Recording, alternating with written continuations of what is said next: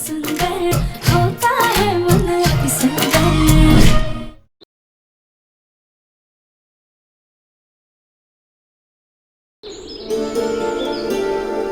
लाइए रफीम जी, अब आप आराम कर लीजिए।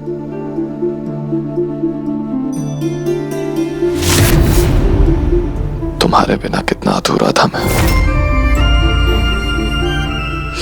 आराम से। तुम जिंदगी में वापस आ गई ना, तो अब सब कुछ पूरा लग रहा है। बेवकूफों की तरह सोच रहा था कि तुम क्यों मुझे पहचानने से इनकार कर रही। एक बार के लिए नहीं सोचा कि तुम्हारी याददाश्त चली गई हो। I am sorry Radhika, I am sorry. नहीं, मेरी गलती जो मैंने तुम्हें ढूंढने में इतना वक्त लगा दिया। सॉरी। तो हमें मांगनी चाहिए था रफीम जी। आपने हमें पहचान लिया और हम आपको समझ ही नहीं पाए। कितना परेशान हुए आप हमारी वजह से। हम इस बात का तो अंदाजा भी नहीं लगा सकते कि हमारी याद में कितना तड़पे होंगे आप। हमारे साथ ऐसा क्यों हुआ राधिका?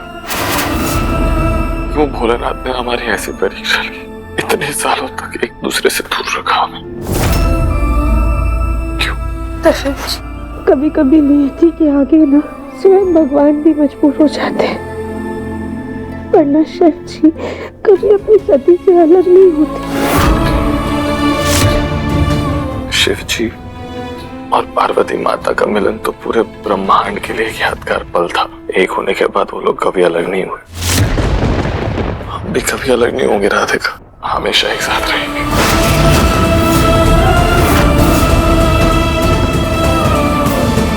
एक वादा हम आपसे भी करते हैं रफीम जी, जैसे ही खतरे से बाहर आ जाएंगे हम आप तक की जिंदगी से बहुत बहुत दूर चले जाएंगे। इतना दूर कि रफीम जी चाह कर भी हमें ढूंढ नहीं पाएंगे। अभी रफीम जी को ये बताकर परेशान नहीं करेंगे कि हम कुछ दिन में यहाँ से चले जाएंगे, लेकिन लड्डू के बारे में हमें उन्हें बताना होगा। हम एक पिता से उनका अधिकार नहीं छीन सकते।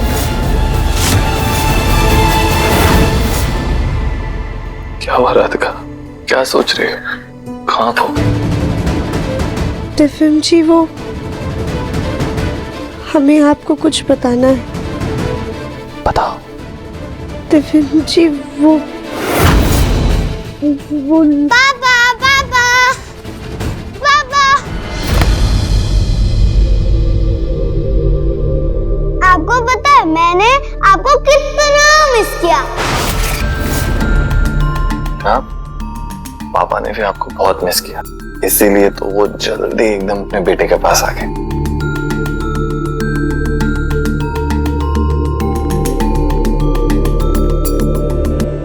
जी बहुत प्यारा बेटा है आपका।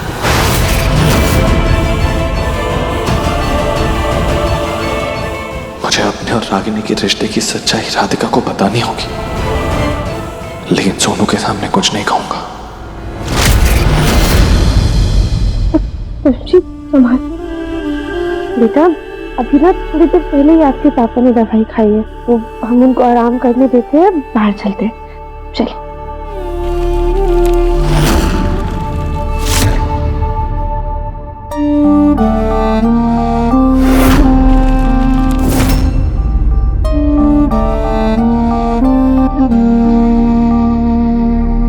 आराम कीजिए। मैंने आपकी फोटो घर में देखी है। आप कौन हो?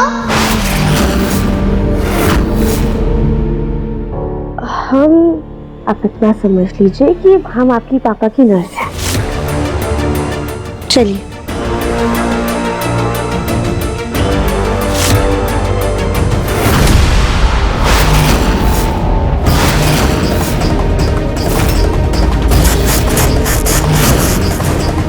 पता नहीं कौन सी मनूस घड़ी में दिव्यम जी सर्कस गए थे और वहां से न खोया हुआ प्यार लेकर वापस लौट आए। जब से होश में आए हैं तब से राधिका नाम की माला जपे जा रहे हैं। पिछले 5 सालों से हम उनके साथ उनका साया बनकर रहे हैं, लेकिन अब अचानक से हमें ऐसा लग रहा है हमारा कोई वजूद ही नहीं है। नफरत हो गई है हमें राधिका के नाम से और उसके चेहरे से। अब हम उसे एक पल भी बर्दाश्त नहीं कर सकते।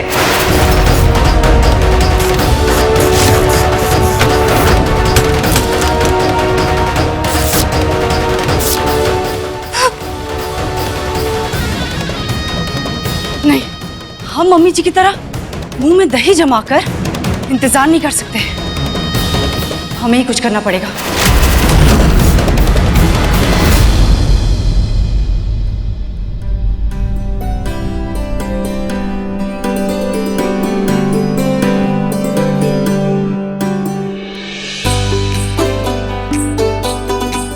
भाभी ये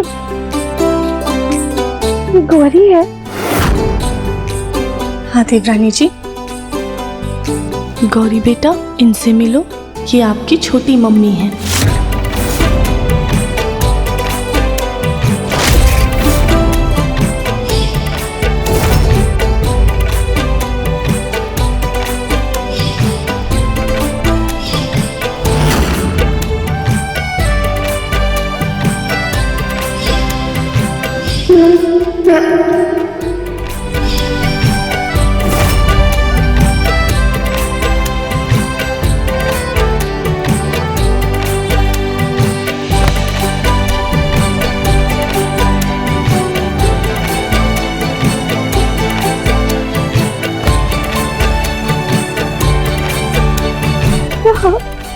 कितने बड़े हो गए हो।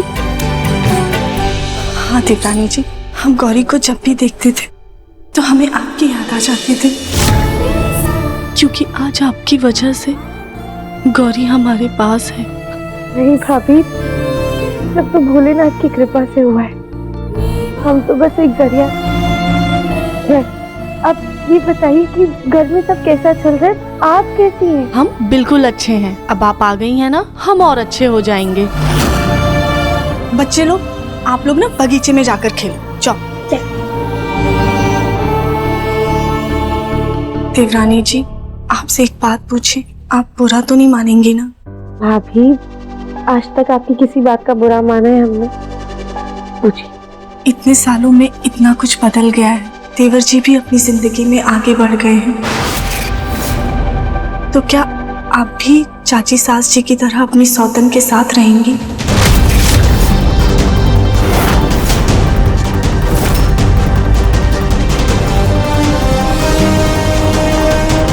भाभी, हम कपड़े बदल कर आते हैं, पर आप 2 मिनट के लिए अपना फोन देंगी हमें?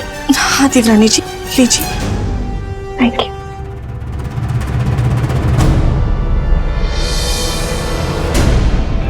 जो प्यार, जो परिवार हमारी लड्डू को मिलना चाहिए था, अब उसमें किसी और का हक है। हे भोलेनाथ, ये कैसी परिस्थिति का सामना करवा रहे हैं आप हमें? खैर, हम लड्डू से बात कर लेते हैं।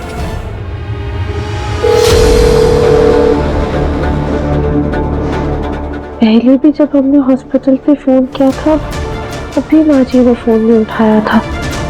अब भी कोई जवाब नहीं दे रहा है। लगता है माँ जी हमसे बहुत ज्यादा नाराज है। एक काम करते हैं, कपड़े बदल के जल्दी से घर हो गया।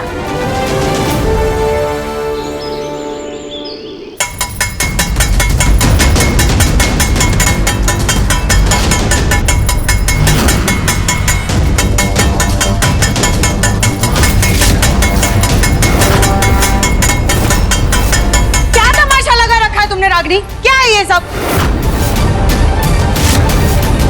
वही तमाशा माँ जी, जो इस अप्पू ने इस घर में राधिका नाम का मुखौटा ओढ़कर हम सबके सामने किया है।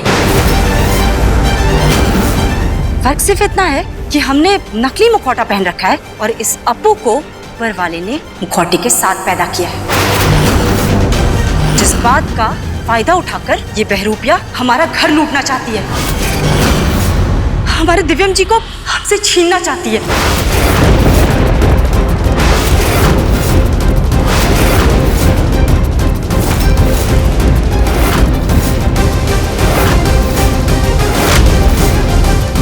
रागिनी जी, ये कैसे इल्जाम लगा रही हैं आप हम पर? ऐसा कुछ नहीं है, हम कोई बहरूपिया नहीं है। हम राधिका ही हैं।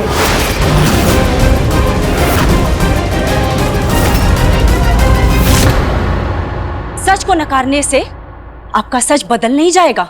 हमें तुम्हारी असलियत पता है।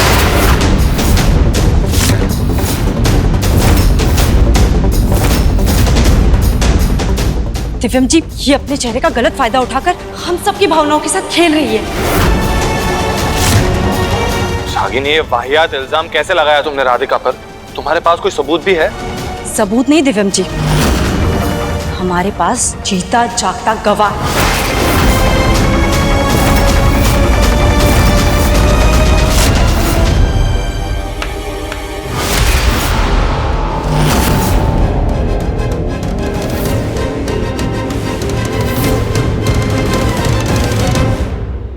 माँ जी,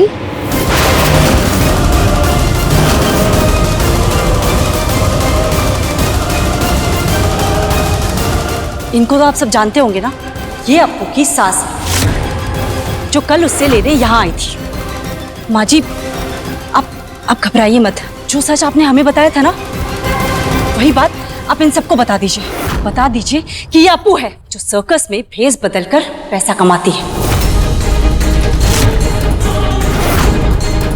और जैसे ही इसे ये बात पता चली कि राधिका बंसल नाम की एक शख्स हमारे परिवार से गायब है, जिसकी शक्ल इससे मिलती है, इसने मौके का फायदा उठाया और लालच में राधिका बनकर इस घर में चली आई ताकि यह अमीर बन सके। बता दीजिए माँ जी, आप ये सच सबको बता दीजिए।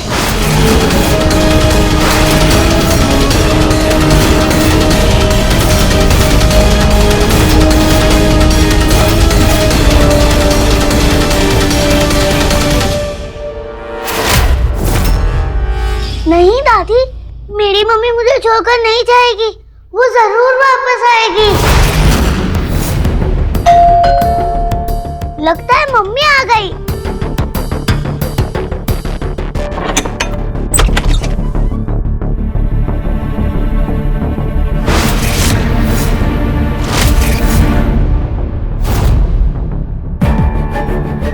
आंटी जी, आप? बेटा, आप अपनी मम्मी को ढूंढ रहे हो ना? हमें पता है वो कहाँ है। कहाँ?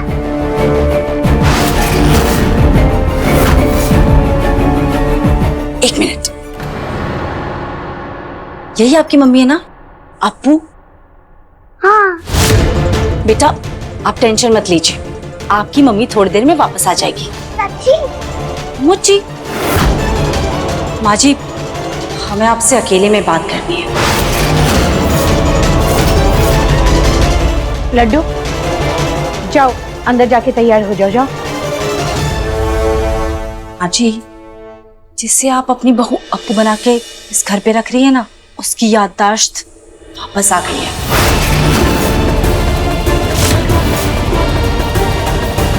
ये क्या बकवास कर रही हो तुम? मेरी बहू अप्पू की कोई याददाश्त नहीं गई थी। तो पक्का अप्पू आप ही की बहू है ना? हाँ, अप्पू मेरी ही बहू है। तो फिर माँ जी, आपको मेरा एक काम करना होगा। तुम्हारा काम करके मेरा क्या फायदा होगा? शुक्रिया के तौर पे ये सब आपका, और हर महीने बिना भूले मैं आपको शुक्रिया करती रहूंगी। बस आपको अपना बैंक डिटेल्स मुझे दे देना। मैं दे दूंगी। तो डील डन? डन।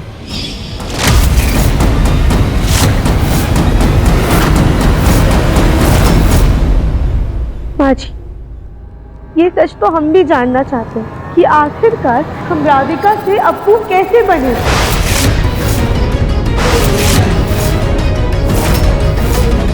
अगर हमारी याददाश्त चली गई थी तो आपने पुलिस में कंप्लेन क्यों नहीं की? हमारे घर वालों का पता लगाने की कोशिश क्यों नहीं की?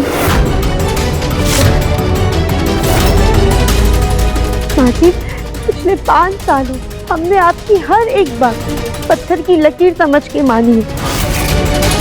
आपकी हमने इतनी सेवा की, इन सब के बदले हम आपसे बस एक बात जानना चाहते हैं, हमारी जिंदगी का सच।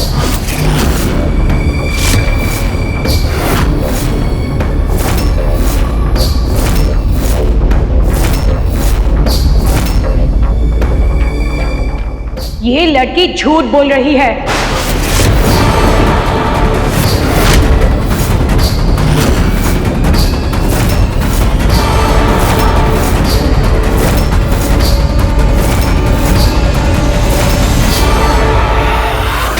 देखा मम्मी जी, हम कह रहे थे ना, राधिका के भेष में अप्पू हमारे घर पे आ गई है। हम अपनी बहू की नहीं, तुम्हारी बात कर रहे हैं।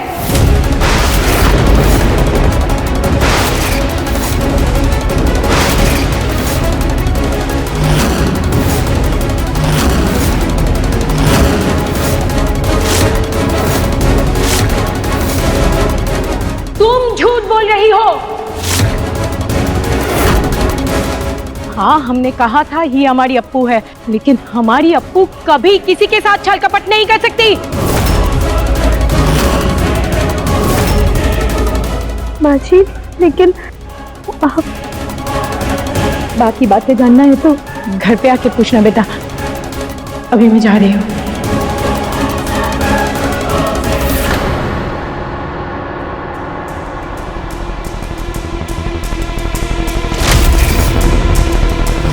माँ जी, हमने आपको सच बोलने के पैसे दिए थे, फिर आपने झूठ क्यों बोला? ये लो, और सुनो, ये पैसे का धौंस मुझे मत दिखाना। अप्पू ने कभी मेरे साथ कुछ गलत नहीं किया, तो मैं क्यों उसे बिना वजह परेशान करूँ? हाँ, आगे जो भी होना होगा वो होगा। मेरे परिवार के मामले में दखल देने की कोई जरूरत नहीं है। आपने था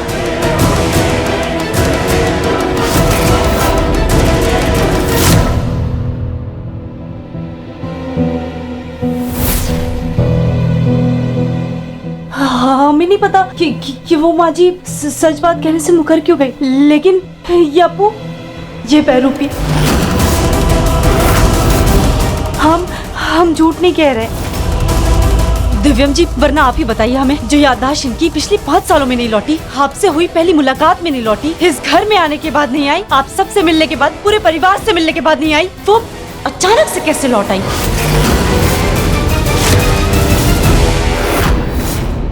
अप्पू पहले से जानती थी कि दिव्यम जी आप राधिका को पागलों की तरह, दीवानों की तरह ढूंढ रहे हैं। उसने तुरंत मौके का फायदा उठाया और खुद को परोस दिया हम सबके सामने राधिका के नाम से, क्योंकि ये जानती थी इसकी शक्ल राधिका से मिलती है। रागिनी जी, आप हम पे ऐसे घटिया इल्जाम क्यों लगा रही हैं? बस हो गया रागिनी, अब चुप हो जाओ और नहीं सुननी है बकवास। दिव्यम जी, आपको हमारी बात पे भरोसा नहीं है ना, तो ठीक है, हम आपसे एक सवाल पूछेंगे।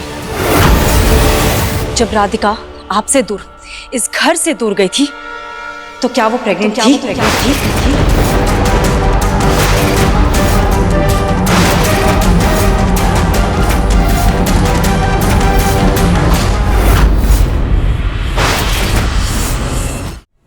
ये कैसा बेहुदा सवाल है? बहुत ही सीधा और सिंपल सा सवाल है दिव्यम जी।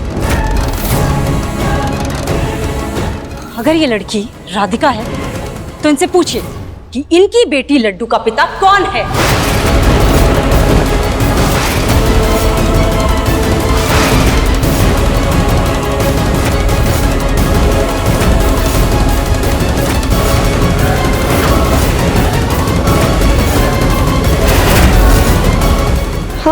हम दिव्यम जी को लड्डू के बारे में नहीं बता पाए, पर अब अचानक कैसे क्या कहे हम उनसे?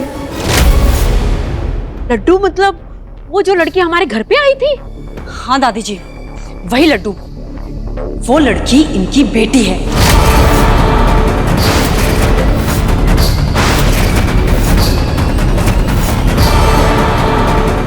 वो क्या है ना अंकल, मेरी मम्मी बहुत स्मार्ट है, इसलिए वो मुझे भी स्मार्ट बना रही है।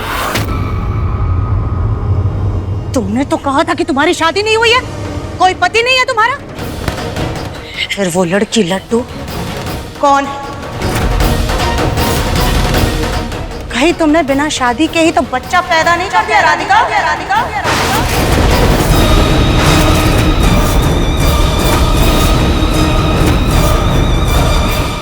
नहीं बाजी, हमारे चरित्र में ऐसे घटिया इल्जाम मत लगाइए। क्यों ना करे? तुम दिव्यम जी को फंसाना चाहती हो ताकि अपनी इस नाजायज औलाद को इस परिवार का, बंसल खानदान का नाम दे सको और हम सब चुपचाप यहाँ तमाशा देखते रहे। अब आप लोग यहाँ छोड़ दे, ऐसी बातें मत कीजिए, मत लगाइए अपना ऐसा घटिया इल्जाम। अगर वाकई में तुम हम सबके मुंह पर ताला लगवाना चाहती हो ना, तो हमारे सवाल का सीधा सीधा जवाब दो। कौन है वो लड़की? लड्डू किसकी बेटी है? तुम्हारी शादी कब हुई थी? कौन है तुम्हारा पति? या वाकई वो किसी का गंदा खून?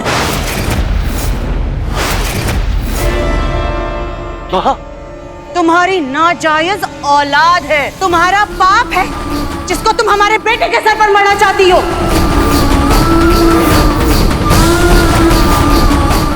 सुजाता! क्या सुजाता? क्या गलत कह रहे हो मुन्ना के पापा? आप ही बताइए। बोलो राधिका, बताओ कौन है लड्डू? किसकी बेटी है लड्डू? बस बस बस, मेरी शांत हो जाइए। अब आपके हाथ जोड़ते हैं। अब हम अपनी बेटी के खिलाफ एक और शब्द नहीं सुन पाएंगे।